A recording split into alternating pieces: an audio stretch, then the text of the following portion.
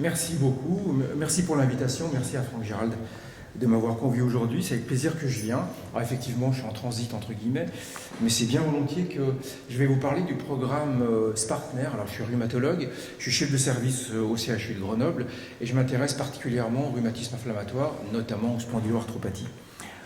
Donc ce programme Spartner, SPA, c'est une initiative en fait nationale. Alors, pour passer mes diapos, tac.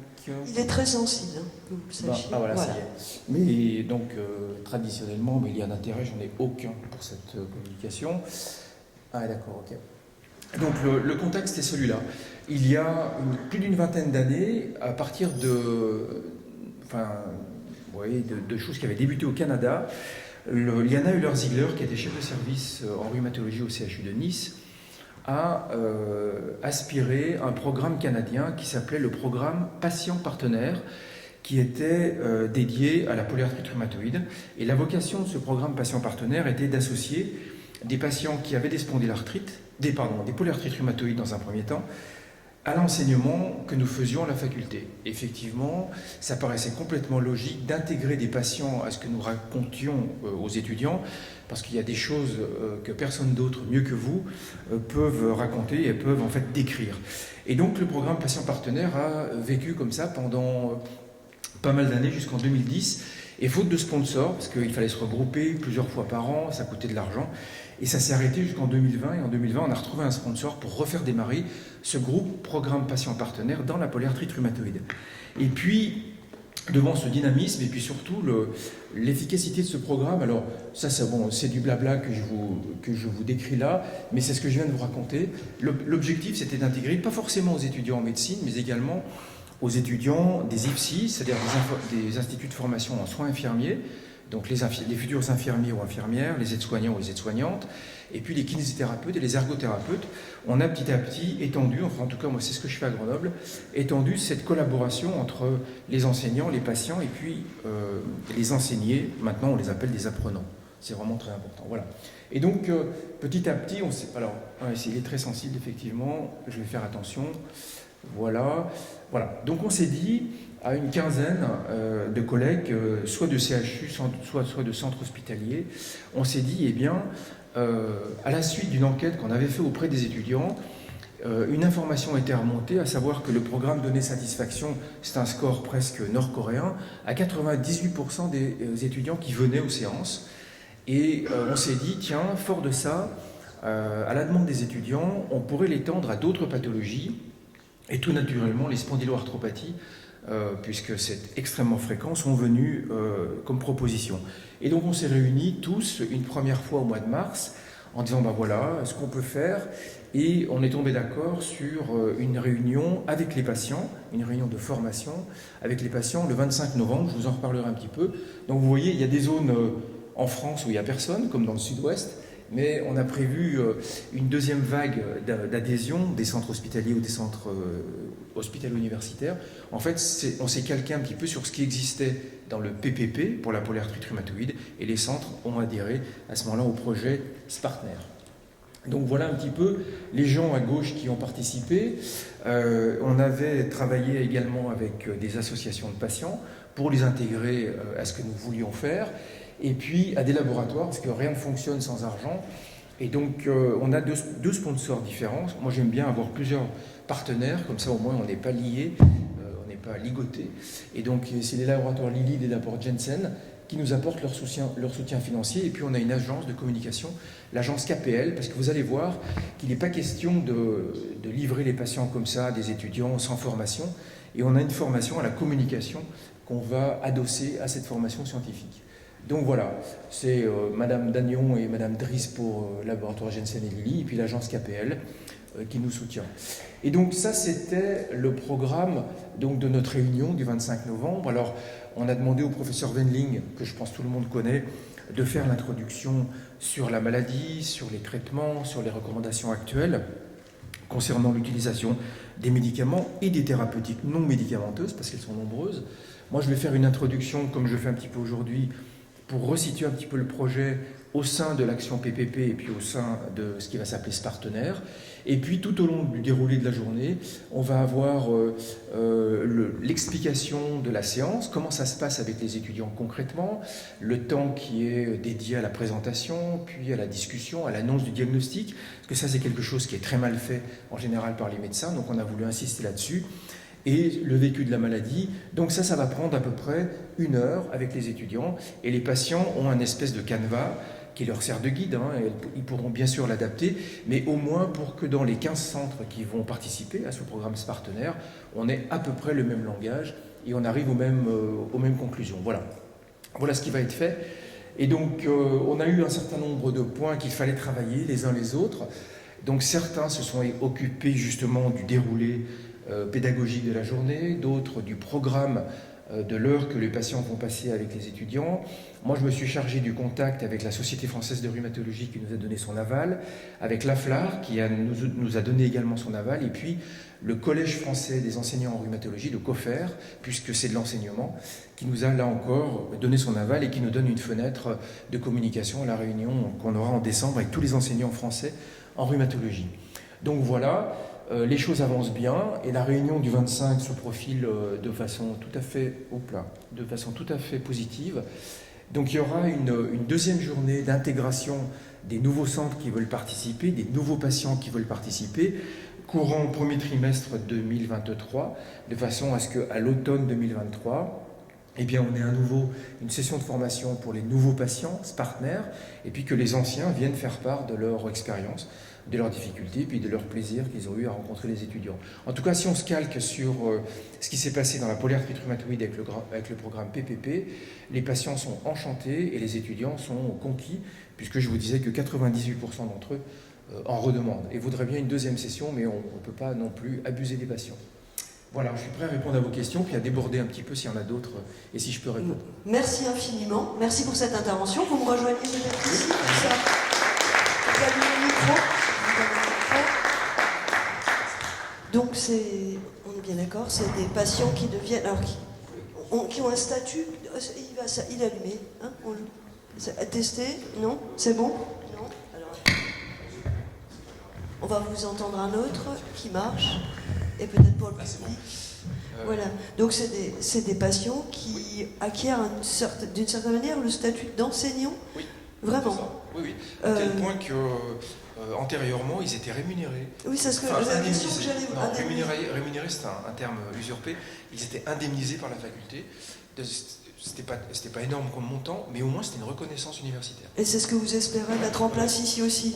On a présenté le projet au doyen, qui est enchanté et qui nous pousse justement à ça. Donc je vais le faire venir lors de la première réunion, parce qu'en plus de ça, je réunis les patients PR et les patients SPA pour on va dire des sessions de mise au point, quand il y a des nouveautés, quand il y a des recommandations qui sortent, etc. Je les réunis et là je vais demander au doyen de venir.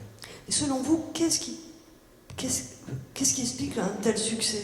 Qu'est-ce que les patients peuvent raconter que vous ne sachiez dire vous-même? Plein de choses. Alors là, je pense que le vécu de la maladie, le quotidien, la notion de difficulté le matin, l'annonce du diagnostic, le regard des autres, la vie familiale, avec tout ce que ça impacte, la sexualité, enfin c'est des points qu'on n'aborde pas en cours magistral j'entends, et ça justement en petit groupe, avec une dizaine d'étudiants et puis 2 patients partenaires ou PPP, parce que c'est plus facile à 2, on aborde ces sujets-là, et les étudiants ont enfin accès à des informations qu'ils n'avaient pas en cours magistral.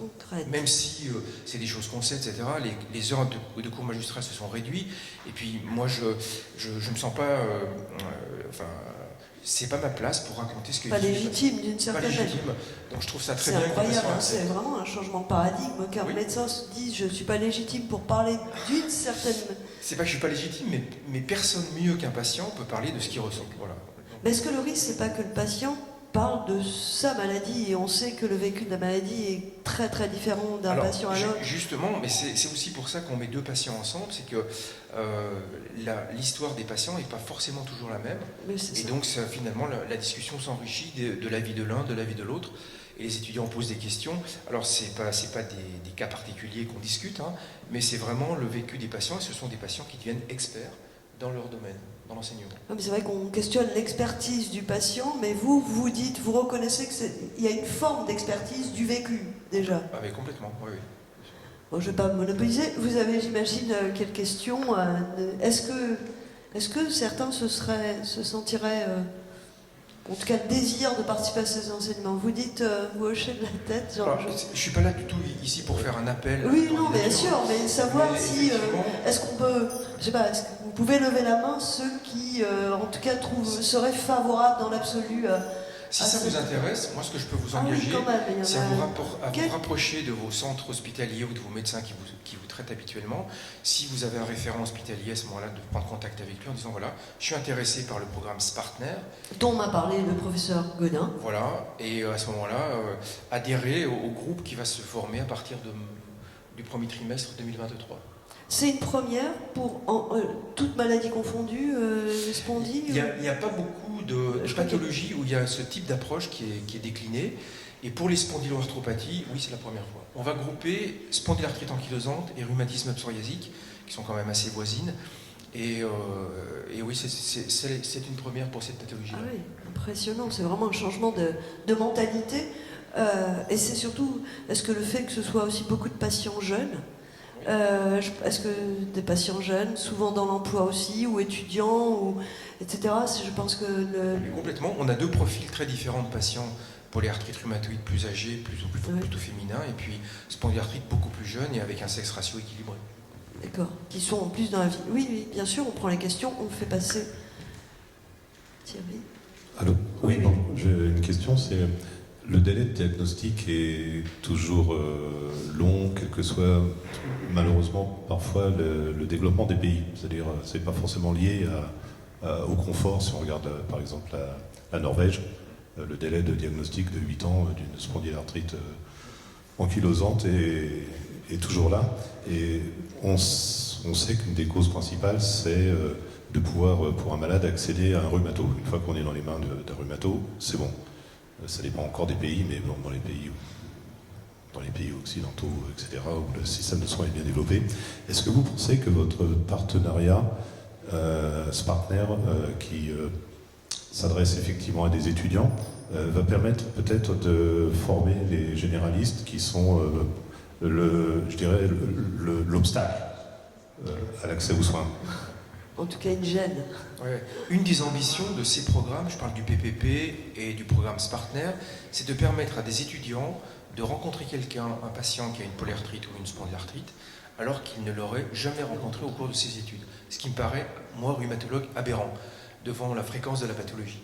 Donc, j'espère que ça va changer, et je peux vous dire que ça change déjà, puisque moi, j'ai tout un réseau de médecins généralistes qui m'envoie un mail en me disant « J'ai un patient qui probablement présente une polyarthrite, présente une spondylarthrite, est-ce que vous pouvez le recevoir rapidement ?» Donc ce sont des gens qui sont passés par le PPP il y a 5, 10, 15, 20 ans et qui maintenant sont sensibilisés à ça et je veux dire ont une écoute particulière, tout à fait. Donc ça va probablement changer. Mais c'est un travail de fond qu'il faut faire pendant des années.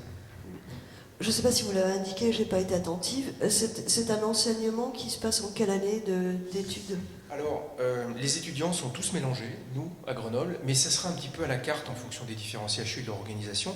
Nous, c'est 4e, 5e, 6e année ensemble en stage. Donc, ils sont tous concernés. Et le doyen a transformé ce programme Spartner en un objectif de stage. C'est-à-dire que les étudiants sont obligés de passer.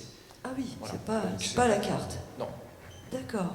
Très bien. Et dans les IFSI, dans les écoles de soins infirmiers? Non. Dans les écoles de soins infirmiers, là par contre, j'ai demandé à des patients volontaires de m'accompagner quand je fais le cours sur la polyarthrite ou sur les spondyloarthropathies et de pouvoir discuter avec les étudiants.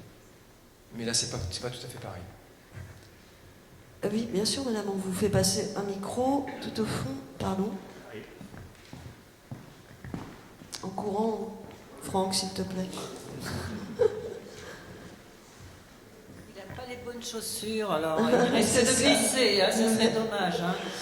Donc, les médecins qui s'intéressent aux maladies compliquées, il y a aussi les algologues qui font des fois des recherches de prise de sang ou de détecteurs de maladies, génétiques. Donc, est-ce qu'ils sont concernés dans cette étude, les algologues? Alors non, le programme Spartner, c'est pas, on ne veut pas faire graviter autour des patients tout un tas de spécialistes. On veut que ce soit vraiment centré sur le patient. Et donc, on va former les patients à la communication. On va leur donner un petit peu le cadre de la séance avec les étudiants. Mais les algologues n'interviennent pas directement. Mais les patients, bien sûr, vont leur en parler de la douleur et de l'importance de la prise en charge de la douleur. Mais il n'y a pas d'algologue directement impliqué dans le programme Spartner. Quand vous évoquez une formation des patients partenaires, c'est quoi cette formation? Qu'est-ce qu'il faut éviter, qu'on comprenne Donc, c'est éviter les pièges de la communication. Donc, on a présélectionné, j'aime pas ce terme-là, mais on a quand même choisi dans notre patientèle des patients qui étaient communicants, par exemple, qui n'étaient pas trop introvertis et qui aimaient discuter, apporter aux autres ce qu'ils ressentaient. Donc ça, c'est un point qui est clé, parce que si on a un patient qui est refermé sur lui-même et qui ne parle pas aux étudiants, c'est pas la peine. Et puis, il y a une façon de manager la réunion d'1 heure avec les étudiants, de les canaliser, de ne pas trop déborder. Donc il y a un timing et il y a des étapes à bien respecter, au moins pour qu'on ait, comme je le disais, à peu près tous le même canevas de réunion partout en France. Mais c'est une parole libre. Excusez-moi, par exemple, Corinne, qui tout à l'heure s'exprimait sur son arrêt de traitement. Est-ce que vous seriez capable de lui donner la parole, ou j'ai envie de dire, vous prenez vos précautions Non, là par contre, moi je ne trie pas les patients en fonction de leur croyance, par exemple, ou de leur façon de se traiter. Mais par contre, il faut qu'on ait un langage commun, de façon à ce que les étudiants ne soient pas complètement perdus, et donc ils entendent quelque chose qui va à peu près dans le même sens. Mais les régimes, les patients peuvent en parler. Il n'y a pas de veto là-dessus. Ça vous a pas gêné, ce que Corinne a dit sur ses exclusions alimentaires ou autres Non. Après, d'enrichir l'alimentation en acides gras plutôt anti-inflammatoires, d'éviter les protéines. Mais je trouve que c'est des choses de bon sens et c'est très bien. D'éviter le sucre. Il y a beaucoup de régimes qui sont validés dans la prévention des maladies cardiovasculaires, mais ça c'est validé sur des dizaines de milliers de patients. Après, il y a des choses qui sont moins validées, mais ce que moi je dis aux patients qui veulent faire ce type d'expérience, je leur dis, faites-les, ne faites pas d'erreurs diététiques de type carence alimentaire dans tel ou tel secteur, et puis faites votre expérience, et puis voilà. Mais ne faites pas d'excès. Je reprends souvent une phrase de Molière, de Philinte, dans Le Misanthrope: la raison fuit toute extrémité et veut que l'on soit sage avec sobriété. Enfin, sobriété, j'en m'entends. On peut boire un verre d'alcool de temps en temps. Donc vous êtes... on dit souvent qu'il y a presque une compétition aujourd'hui, patient-médecin, et ils se sentent un petit peu destitués d'une certaine manière. Vous ne le voyez pas comme ça? Moi, je ne le vois pas du tout comme ça. Et même, il y a plein de gens qui me posent la question, est-ce qu'il y a un régime efficace? Puisque c'était en fait le sens de la discussion tout à l'heure. Ma réponse est, aujourd'hui, sur l'inflammation, il y a des traitements qui peuvent moduler l'inflammation, mais il n'y a pas de traitements qui sont validés ou avec des études contre placebo par exemple, qui peuvent éteindre complètement une maladie. Alors il y a toujours des cas particuliers où des gens me disent, mais moi j'ai enlevé tel ou tel aliment de l'alimentation et ça va bien. Mais je dis, très bien, mais faites-le, il n'y a pas de souci. Mais de là à le généraliser, c'est pas encore possible. Alors que sur le plan cardiovasculaire, le régime crétois par exemple est hyper validé, il n'y a pas d'hésitation. Et en même temps, de diminuer le régime carné, je trouve que pour la planète et pour les animaux, c'est aussi bien. D'accord. On est à peu près tous d'accord sur ce point. Et sur la suspension du traitement? Alors, moi je l'ai fait à peu près 20 fois. C'est-à-dire? Je l'ai fait chez 20 patients. Où des gens étaient en rémission complète, allaient bien, on diminuait le traitement, on espaçait les injections de biothérapie quand il y en avait, etc. Et d'un commun accord, on s'est dit, bon, les patients étaient demandeurs, j'ai dit, ok, on arrête le traitement, on fait une fenêtre thérapeutique. Et on voit ce qui se passe. Et j'ai eu 20 rechutes, plus ou moins rapides. Entre 3 mois et 2 ans, les patients ont tous rechuté. Donc maintenant, ce que je fais, c'est que je diminue les traitements jusqu'à... Il y a des gens qui ont des formes pédiatriques de biothérapie, 1 fois par mois au lieu d'1 fois par semaine. Mais ça suffit. Je pense que la maladie, pour être contrôlée, n'a pas toujours besoin du même taux de médicaments dans le temps. Voilà. Il y a des moments où ça va mieux et où il faut savoir alléger les traitements ou les espacer. Mais de là à les arrêter, moi je ne le fais plus. Mais ça impose un suivi très régulier. Non, ça impose que le patient soit réactif. Et moi j'ai des patients qui me disent, docteur, il faut que vous me voyez parce que je suis en poussée Et je sais qu'ils sont bien, donc je les vois rapidement. D'accord. Ça impose que les patients soient éduqués. Et on rejoint un autre pan, voilà, qui est Oui, mais non, l'éducation mais thérapeutique. l'éducation du patient, on va l'évoquer. D'autres questions, profitez, si vous en avez, n'hésitez surtout pas. Oui, bien sûr, bien sûr. Le micro vous parvient. Notre témoin belge. Merci. On m'entend? Oui, parfaitement. Je me demandais par rapport au programme PPP, justement, j'avais cru entendre qu'il était au niveau européen mis en avant par le LAR, en fait. Le programme PPP, Oui, Oui. oui, il y a plein de pays qui le font. oui, oui, c'est ça. Au départ, c'est parti du Canada, et puis ça a Voilà. essaimé en Europe. Et Nous, donc, en France, depuis 23-24 ans. ouais, Et puis, ouais, bien sûr. ouais, et donc, du coup, je me demandais quel était le potentiel d'étendre le programme que vous êtes en train de créer à d'autres pays européens. Ah alors on commence petit, parce que si on commence, voilà, donc on va valider les choses entre nous, mais après, au niveau de l'ELAR, l'Orgosec va s'en occuper très bien, et je pense que c'est des choses qu'on peut tout à fait disséminer. Moi, j'ai aucune velléité là-dessus. Merci. On n'en a pas dans le sud-ouest, vous savez que vous avez... Il n'y a pas que l'Ironman que vous devez faire, à présent, il va falloir convaincre. Alors j'en profite d'être Oui. là. Je vois qu'il y a des cyclistes, ou au moins des gens qui font l'Ironman, c'est ça, donc Ils sont tout, ils sont pas cyclistes. ils sont pas tout. cyclistes, donc... Attends, vous pouvez vous Oui, allez-y, présentez. Vous êtes mal tombé, je suis cycliste. Ah oui, voilà, bravo. Il a Donc vu. moi j'ai un vieux projet de faire à moyen terme ou long terme Paris-Brest-Paris avec des patients qui ont des SA ou des SPA. Donc je lance le ballon en disant qu'on peut faire un truc très structuré, bien suivi, des kinés, des sponsors, ça pourrait être un truc tout à fait faisable. Et voilà, donc je lance l'idée et puis... Il court pour un collègue qui est atteint du spondy. Mais peut-être que